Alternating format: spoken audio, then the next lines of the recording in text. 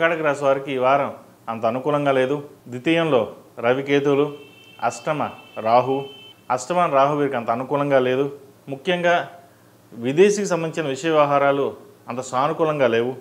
విదేశాల్లో ఉన్న వారికి ఉద్యోగం పోవడం కానీ, ఉద్యోగం కోసం ప్రయత్నిస్తున్న వారికి ఎంత ప్రయత్నించినా రాకపోవడం కానీ, సడన్గా డబ్బు నష్టం కావచ్చు, లేదా ఎక్కడొక్కడ డబ్బు పోవడం కానీ ఇటువంటివి జరుగుతుంటాయి. ముఖ్యంగా ధనం విషయంలో జాగ్రత్త వహించాలి. అదేవిధంగా వ్యయంలో గురువు బలంగా ఉన్న అధిక వ్యయ సూచన కనిపిస్తుంది. మీరు ₹1 దాద్దాం అనుకుంటారు, ₹10 ఖర్చు అవుతుంది. అది ఎలా ఖర్చు అవుతుంది అని చెప్పలేం. అది ఇంట్లో కావచ్చు, బయట కావచ్చు, ఏదో విధంగా ఖర్చు అనేది అనుకోని ఖర్చు, మీరు ఊహించిన కూడా ఖర్చు. ₹1,00,000 పెట్టి ఏదైనా ఆభరణం కావచ్చు కొందాం అనుకుంటారు, కానీ 10 లక్షలు ఏదో విధంగా ఆరోగ్యరీత్యా కావచ్చు ఏదో విధంగా ఖర్చు అవుతుంది. ఈ విషయంలో జాగ్రత్త వహించండి. ప్రతిరోజు దక్షిణామూర్తి స్తోత్రాన్ని పఠించడం, దక్షిణామూర్తి రూపుని మెడలో వేసుకోవడం చెప్పదగినది. భాగ్యంలో శని అంత అనుకూలంగా లేదు, నిదానంగా సాగుతుంది. కష్టానికి తగిన ప్రతిఫలం చేద్దాకా వచ్చి చేజారిపే అవకాశం కూడా గోచరిస్తుంది. అయితే ఏదైనా సరే భగవంతుని ప్రార్థించుకుని మన పని మనం చేయడం చెప్పదగిన సూచన. గృహ సంబంధించిన వ్యవహారాలు కావచ్చు, భూమి సంబంధించిన వాహనం సంబంధించిన వ్యవహారాలు కావచ్చు, వీటి విషయంలో జాగ్రత్తలు వహించాలి. అదేవిధంగా సెల్ఫ్ డ్రైవింగ్ విషయం జాగ్రత్త వహించాలి. వాహనాలు నడిపేటప్పుడు, లాంగ్ డ్రైవింగ్ చేసేటప్పుడు డ్రైవర్ని పెట్టుకుని ముందుకు వెళ్ళండి. మీ ఓన్గా డ్రైవింగ్ మటుకి ఈ వారం చేయకుండా ఉండడం చెప్పదగిన సూచన. ఈ రాశిలో జన్మించిన విద్యార్థులకు విద్యాపరంగా చాలా చక్కగా ఉంది. అయితే విదేశాల్లో ఉన్నవారికి అంత సానుకూలంగా పరిస్థితులు గోచరించడం లేదు. రావాల్సిన సీట్ రాకపోగా కాస్త నిరాశ పరచడం, లేదా స్నేహితుల వల్ల కావచ్చు, ఇతరులు కావచ్చు, ఎవరి మాట నమ్మకుండా ఇంట్లో చెప్పిన పెద్దవాళ్ళ మాటలు విని వాళ్ళ ముందుకు వెళ్ళినట్టయితే మంచి ఫలితాలు ఉంటాయి. సొంత నిర్ణయాలు పనికిరావు. ఏదైనా ఒక నిర్ణయం తీసుకునేటప్పుడు 1కి 4 సార్లు ఆలోచించి మరీ ముందుకు వెళ్ళాలి, లేకపోతే నష్టం ఉండే అవకాశం గోచరిస్తుంది.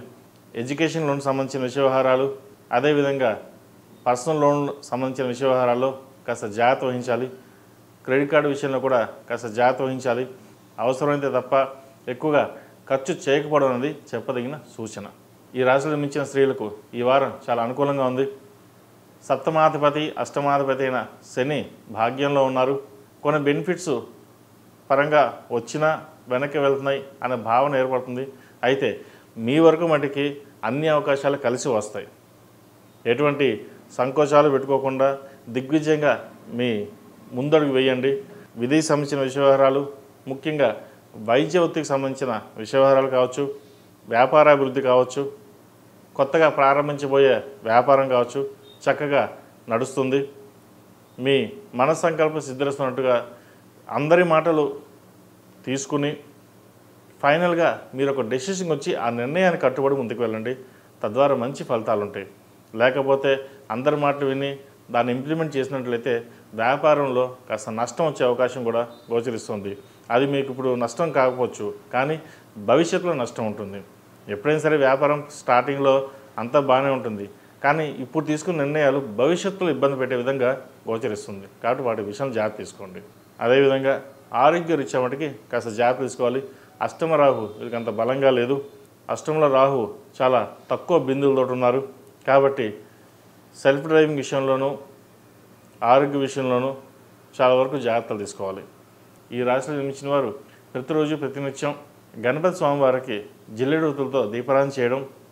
ఈ గణపతి నవరాత్రులు ప్రారంభం కాబోతున్నాయి కాబట్టి ప్రతిరోజు ప్రతినిత్యం గణపతి స్వామివారికి గకారక అష్టోత్తరంతో గరికతో పూజించేయడం చెప్పదగిన సూచన.